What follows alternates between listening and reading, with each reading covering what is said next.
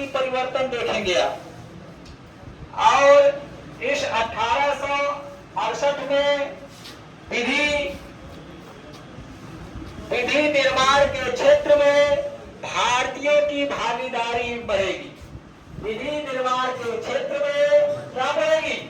भारतीयों की भागीदारी की शुरुआत होगी।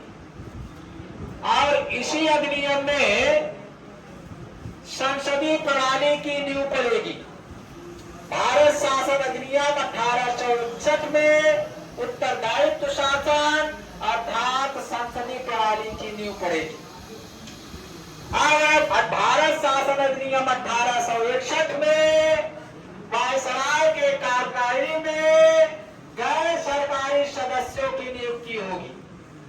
गैर सरकारी सदस्यों की क्या होगी? नियुक्ति होगी। और इस गैर सरकारी सदस्यों में कुछ अंग्रेजों को शामिल किया जाएगा, लेकिन भारतीयों को शामिल नहीं किया जाएगा। और इसी भारतीय शासन अधिनियम 1861 में पोर्टफोलियो अर्थात विभागीय प्रणाली की शुरुआत हुई। पोर्टफोलियो या विभागीय प्रणाली की शुरुआत हुई। और इसी भारत शासन अधिनियम 1861 में वायसराय को अधिकार मिल जाएगा। उस अधिकार को क्या मिलेगा? पहली बार वायसराय अध्यादेश जारी कर सकता है। क्या जारी कर सकता है? अध्यादेश जारी कर सकता है। और वायसराय सर्वप्रथम नए प्रांतों का निर्माण कर सकता है और उस प्रांतों में गवर्नर जनरल की नियुक्ति भी कर सकता है। इसमें भारत शासन अधिनियम 1861 में भारत शासन अधिनियम 1861 में बहुत सी चीज आई। पहला, पोर्टफोलियो या विभागीय प्रणाली की शुरुआत हुई। दूसरा, विधि निर्माण में, कानून के निर्माण में भारतीयों की भागीदारी बढ़ी। वायसराय को अधिकार मिल गया अध्यादेश जारी करने का। फिर वायसराय को सर्वप्रथम यह अधिकार मिल गया कि वह नए प्रांतों का सृजन कर सकता है और उसमें नए प्रांतों में गवर्नर जनरल को नियुक्त कर सकता है। इस अधिनियम में सर्वप्रथम वायसराय को अध्यादेश जारी करने का प्रावधान किया गया है। ऐसे चालू करो, लिखो जो है प्रश्न कैसे पूछता है। देखो प्रश्न कैसे पूछता है। प्रश्न पूछता है किस अधिनियम में विधि निर्माण में भारतीयों की भागीदारी बढ़ी? तो किस अधिनियम में? भारत शासन अधिनियम 1861 में। पूछ लिया कि किस अधिनियम में वायसराय को अध्यादेश जारी करने का प्रावधान अधिकार मिला? तो किस अधिनियम में? भारत शासन अधिनियम 1861। फिर पूछ लिया कि किस अधिनियम में वायसराय के कार्यकारिणी में गैर सरकारी सदस्यों की नियुक्ति हुई? तो भारत शासन अधिनियम 1861। फिर पूछ लिया कि किस अधिनियम में वायसराय को अध्यादेश जारी करने का प्रावधान किया गया? तो किस अधिनियम में? भारत शासन अधिनियम। आगे देखो, लिखो इसमें क्या होता है। लिखो वायसराय, लिखो 1862 में, लिखो इसमें, लिखो 1862 में, लिखो इसमें 1862 में, 1862 में मद्रास, बंबई और कलकत्ता। 1862 में मद्रास,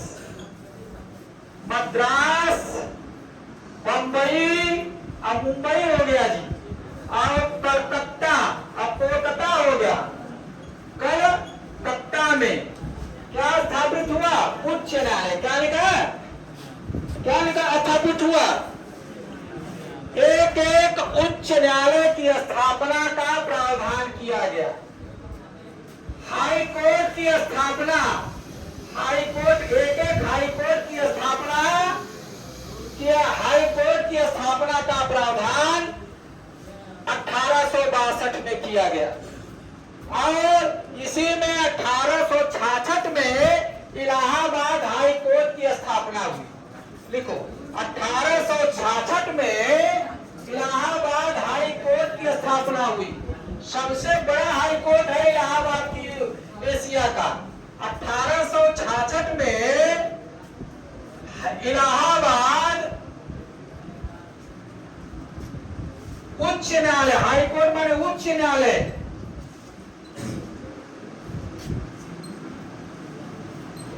की स्थापना की गई और इसी में अब इसी में भारतीय दंड संहिता का गठन हुआ। इसी अधिनियम में आईपीसी, भारतीय दंड संहिता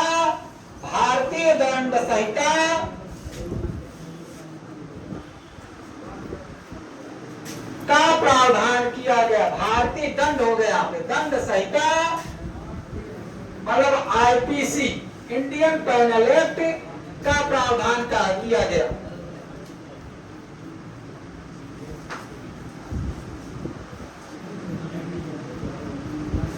अब इस अधिनियम में विकेंद्रीकरण की प्रक्रिया की शुरुआत हुई। इस अधिनियम में सबसे महत्वपूर्ण है कि विकेंद्रीकरण की प्रक्रिया की शुरुआत हुई। क्या हुई? विकेंद्रीकरण की प्रक्रिया की शुरुआत हुई। डिस्ट्रीब्यूट हो जाएगा।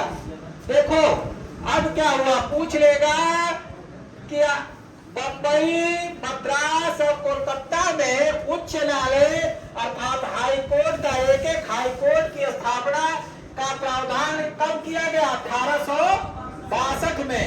इलाहाबाद हाई कोर्ट की स्थापना कब हुई? 1866 में। और इसी अधिनियम में आईपीसी मतलब भारतीय दंड संहिता का प्रावधान किया गया। 1861 में ही शासन का विकेंद्रीकरण की प्रक्रिया की शुरुआत हो गई थी। अब देखो इसमें प्रश्न लिखो, प्रश्न कैसे पूछता है। मात्र 2-3 प्रश्न पूछता है इसमें। लिखो, प्रश्न लिखो।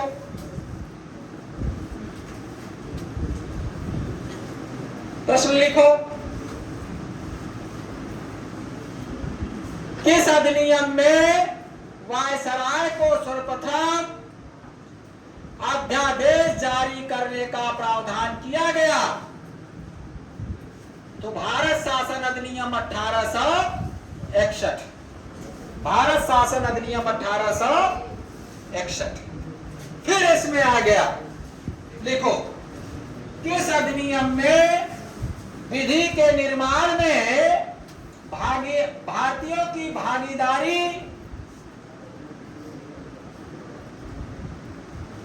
मिली? भारतीयों की भागीदारी मिली तो किस अधिनियम में? 1861 भारत शासन अधिनियम।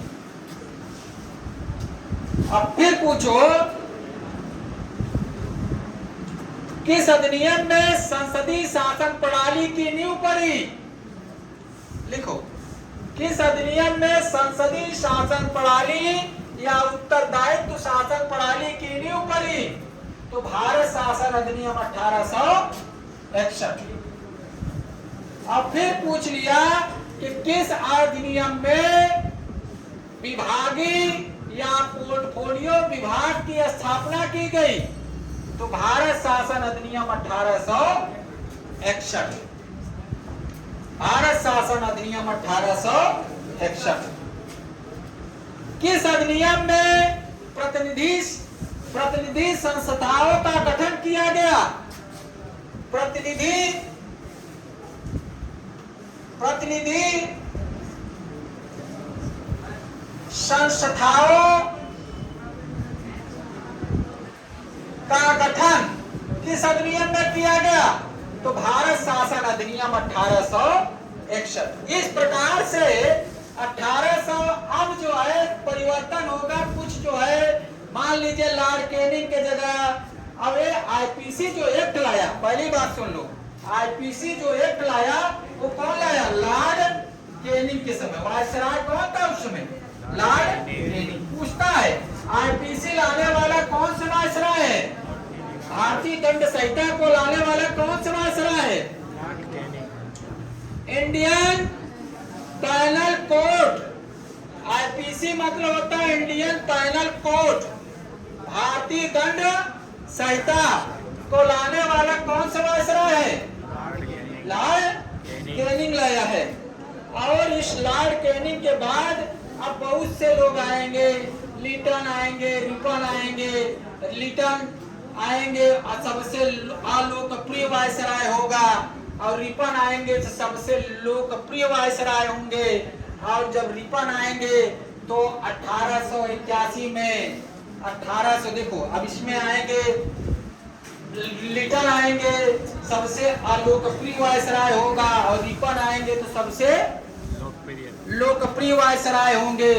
और पहली बार स्वशासन प्रणाली की नींव पाएंगे वायसराय रिपन। और पहली बार अब जो है 1861 में पहली बार भारतीय जन 1881 में 1881 में पहली बार भारतीय जनगणना की शुरुआत होगी लॉर्ड रिपन के कार्यकाल में। और फिर उसके बाद लिटन जो होंगे वो भारतीय प्रेस अधिनियम में सेंसर लगाएंगे, रोक प्रतिबंध लगा देंगे। बहुत से ऐसी प्रावधान आएगी, उथल पुथल आएगी। फिर आएगा 1892 का भारत शासन अधिनियम। तो पूछ लेता है कि सबसे लोकप्रिय वायसराय कौन है? तो लॉर्ड रिपन। कौन है? Lord Ripon. सबसे यहाँ पूछ लेगा सबसे लोकप्रिय वायसराय, सबसे लोकप्रिय वायसराय, वायसराय लिख लो, viceroy lord Ripon. Lord Ripon. Lytton के बाद आते हैं। फिर पूछ लिया लड़के, फिर पूछ लिया इसमें कि फिर पूछ लिया कि स्वशासन प्रणाली का नींव कौन डाला? स्वशासन प्रणाली का नींव कौन डाला? रिपन डाला। नींव कौन डाला? रिपन। फिर कहा कि भारत में पहली बार जनगणना कब हुई? तो भारत में पहली बार जनगणना लॉर्ड रिपन के कार्यकाल में पहली बार जनगणना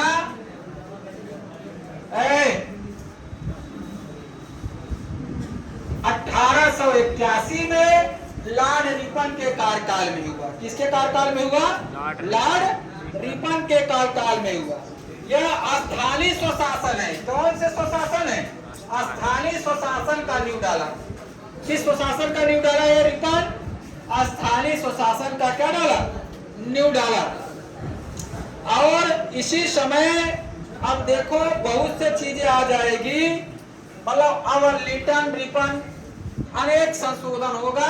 बाद में जो है वही समय 1885 में, दिसंबर 1885 में कांग्रेस की स्थापना होगा। किसका स्थापना होगा? कांग्रेस की स्थापना होगा। अब हम क्या पढ़ाएंगे? पहले कांग्रेस की स्थापना पढ़ाएंगे, उसके बाद 1892 का भारत शासन अधिनियम पढ़ाएंगे। ठीक है, चलो।